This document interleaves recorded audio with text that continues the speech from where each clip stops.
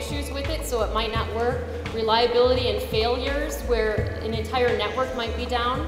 And you can also have health and safety issues, which is another big one. So, for example, I mean, one of the things you definitely don't want is if you're trying to run your laptop and you're trying to connect it to a network, you plug in a counterfeit switch and it'll start smoking. The counterfeiters, they don't really care about making sure that their equipment is safety compliant. Cisco, on the other hand, we spend a lot of money and we take a lot of time to make sure all of our equipment is safe. We like to take the stance on all levels, grade 8s, grade 7s, and up above, simply because the public safety aspect, where a lot of this problems coming in with counterfeit pills and extension cords and whatnot, are indeed exploiting and causing harm to different types of people.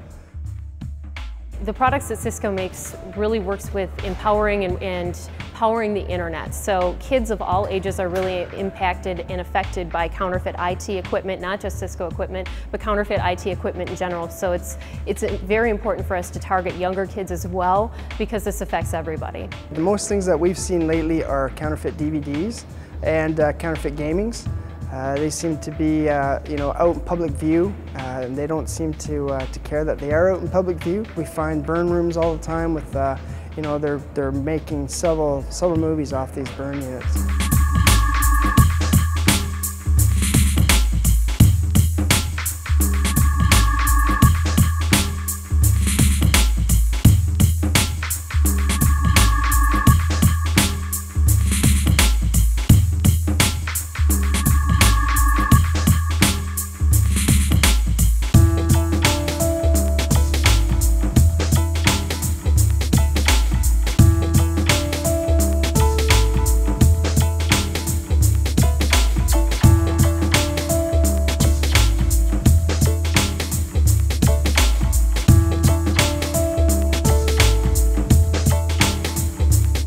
Organized crimes find that the punishment that is given from counterfeiting is not to the extent that, say, for example, drugs would be.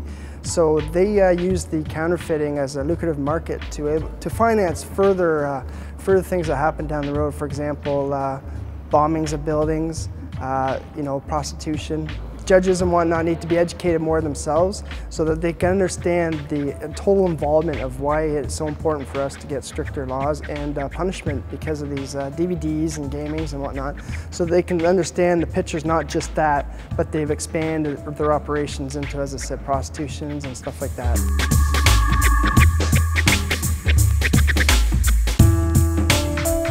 Canada is extremely important for us as a video game industry. A lot of games are developed here. Some of the largest publishers, such as Electronic Arts and Ubisoft, is based here. So for us to actively get involved in protecting the brands and the copyrights and trademarks of our members is extremely important. So why does piracy and all this stuff matter to me, and more importantly, why does it matter to EA? So basically, in a nutshell, this is people's careers. And when you steal games, you're actually stealing people who build games for you.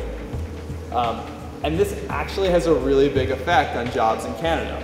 If people are not purchasing the products and the products are being stolen from that business, you have to think logically, how long can that business be sustained in the form that it is right now? Things are going to have to change. And usually when something is stolen, the change revolves around things being smaller and not as much choices as people would like. So I think preserving our brands is preserving the choices. I think a lot of people that play video games really do respect the developers of the games. So I think they want to see these brands succeed. They want to see the people make the games succeed in the long run. So I think a lot of folks that are truly fans of the video game industry don't want to steal from it. Canadian Anti-Counterfeiting Network provides a forum for industry to try and address some of the problems that they're facing in cooperation with law enforcement, Health Canada, etc. And having an organization that is addressing counterfeiting in particular allows you to have an organization that goes beyond industry lines, so that we're not dealing just with, for instance, the video game industry. We're dealing with that industry and also the electrical industries and all industries. And I think it's very important that you do address all industries and that you have an effective means for partnering with government, which is what the Canadian Anti-Counterfeiting Network provides.